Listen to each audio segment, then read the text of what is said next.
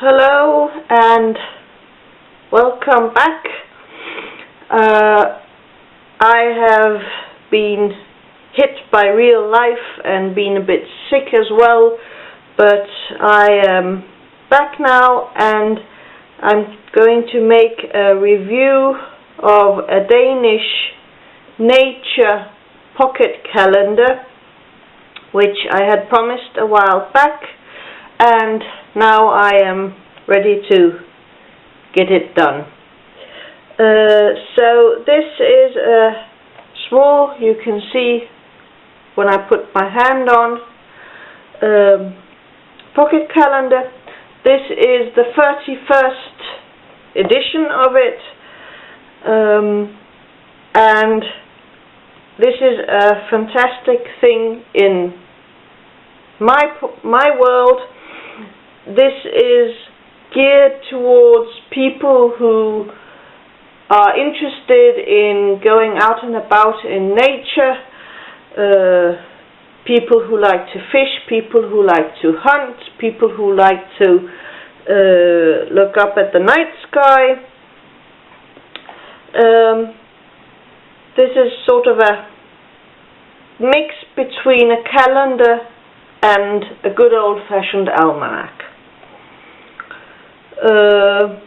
So first I will start with a review of the Naturlommekalenderen, and then afterwards I will show you how I am using it this year and how I plan on using the next year's calendars.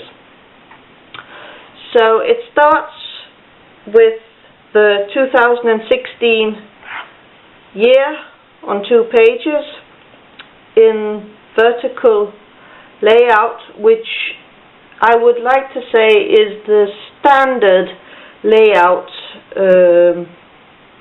in Denmark at least. And then there's a table of contents, and there's 2 pages sort of just introducing the calendar to people. Then there is a page with the various holidays which aren't on the same date but which shift, such as Easter and Lent, Pentecost. So from 2016 to 2030. There is a page with 4 places in Denmark. I would say these are the easternmost, the westernmost, the northern and southernmost towns, cities, and the number of minutes which the day progresses or grows shorter throughout the year. And then there is a page with the official and then some of the other optional flag days. The calendar itself is 304 pages, and the calendar proper starts on page 9 and goes on to page 180. And they have an introductory page to the month, which has an illustration which I have covered up for copyright purposes. And there's a small blurb about something going on in Mother Nature right now, and the illustration matches the text. Then there is a list of various cities all over the world and the high and low temperatures in January for these cities. And then there's a slight report on what the weather has been in Denmark the previous 5 years.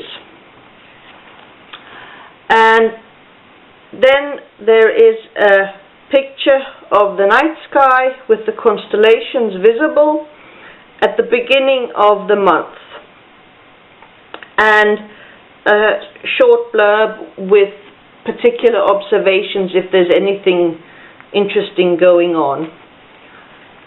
And then we come to the actual meat of the calendar, so to speak.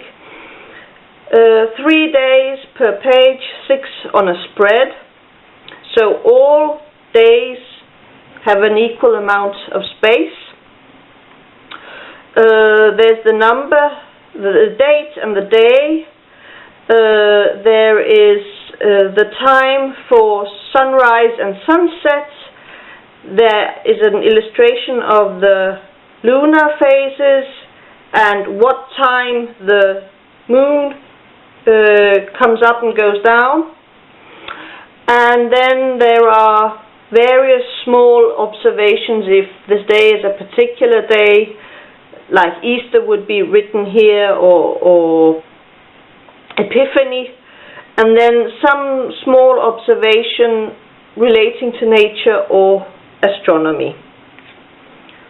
And that carries on throughout the month, and then we start on a new month with the illustration and a small blurb and the highs and lows in the same towns, cities all over the world, and so on. And then they've got up to the 26th of February for 2017, so it does carry on a bit into the new year. There's, as you can tell, each space is not a massive amount of, there's not a massive amount of room, but for some people this would be enough.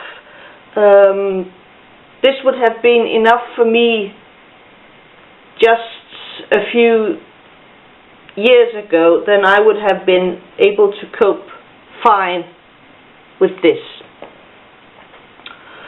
Once we then hit page 100, page 181, we come into the more almanac-y part of the calendar. So there's some pages with observations of a general nature about how to behave and hunting periods, and to watch out you don't come home with ticks and stuff.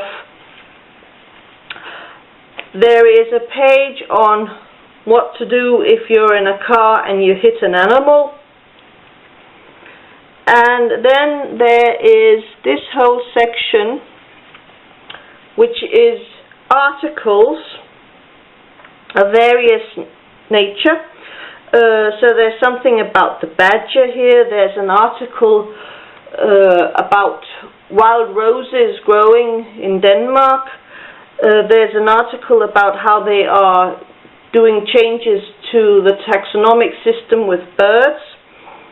All sorts of various articles which relate to nature. There's also an article on which sort of anecdotes about various ringed birds that have been caught or found. And there's a page which tells you what should you do if you happen to find a ringed bird. And a page with the general arrival and departure periods for migratory birds. There's a wind force table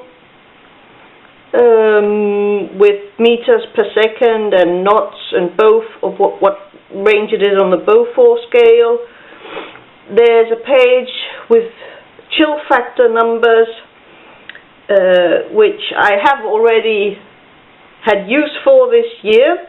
I wasn't overjoyed by the results that I got, but never mind. The only thing I have here is that it goes from 2 plus to minus 24. And I feel that they could have had, like, for instance, at 4 or 6, starting from 6 or 4 degrees plus, and then ending perhaps at minus 20 degrees, because I'm not really sure I can ever remember that it has been that cold.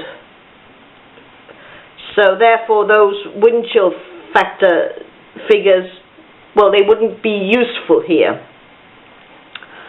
Then there are pages with weight and measurements,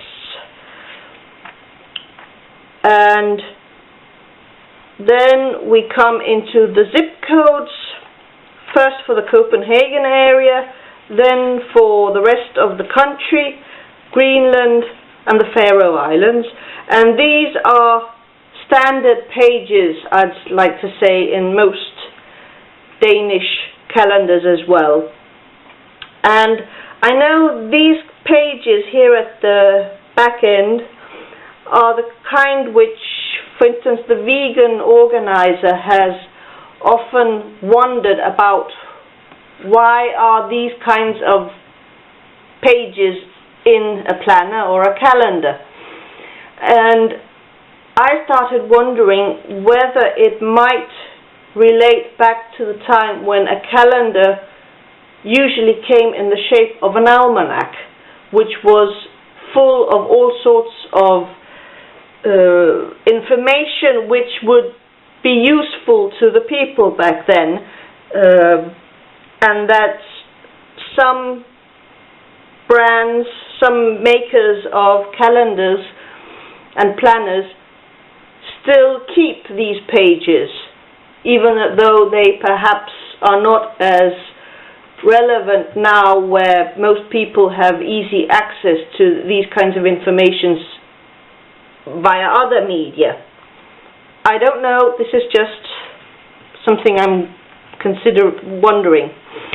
And then at the end there are lined pages for phone numbers and addresses and notes. There is a 10 centimeter ruler, and then a page for personal information, and then finally inside the back cover there's the 2017 year view. So this is a small thing, small little book, but there's quite a lot of meat in it, the sort of meat that I like. And then to go on to how I want to use this, I have been wanting for several years to get back into going out at night and looking at the stars. And I haven't really been able to get motivated to do that. Plus I also realized that, well, basically I can't actually remember any of the constellations. I can find the Big Dipper, I can find Orion's belt, but that's all I can find of him. And therefore the star charts in here would be pretty nifty, because they keep on changing as the year progresses. And the other thing I wanted to use it for was as a weather log. I have started keeping track of the temperature in the morning. I have a thermometer on one of my chicken coops, and I have a rain gauge standing right by, so I can check them every morning. And then I note them in here, and I also make notes of what was the weather like.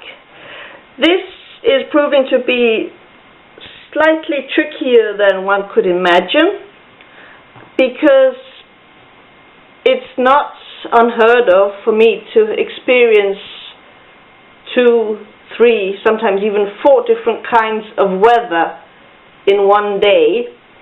So I haven't quite figured out how should I actually keep track of this.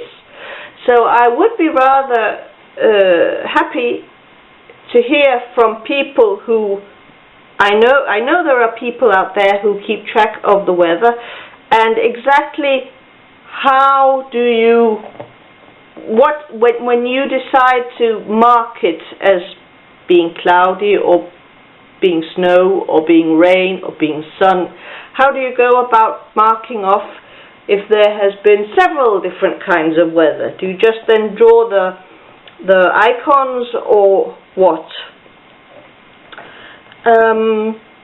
But I think this was the general gist of the calendar.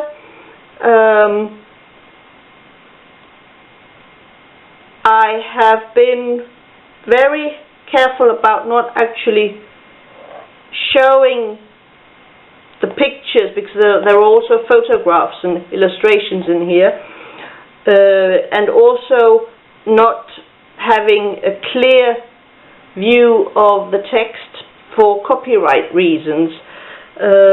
There are so many people involved in this that there are so many copyrights to take care of.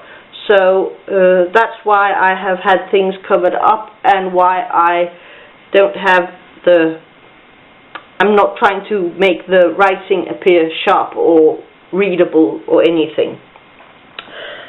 But I think this is a wonderful small thing. I am looking forward to using it this year and the following years. And finally, well, this is it. I thank you for watching. I would love to hear if you have any comments or questions. You can leave them down below. And then I will be back later with another video with the rest of my 2016 setup, which I didn't get around to filming before real life caught up with me. So thank you, and bye for now.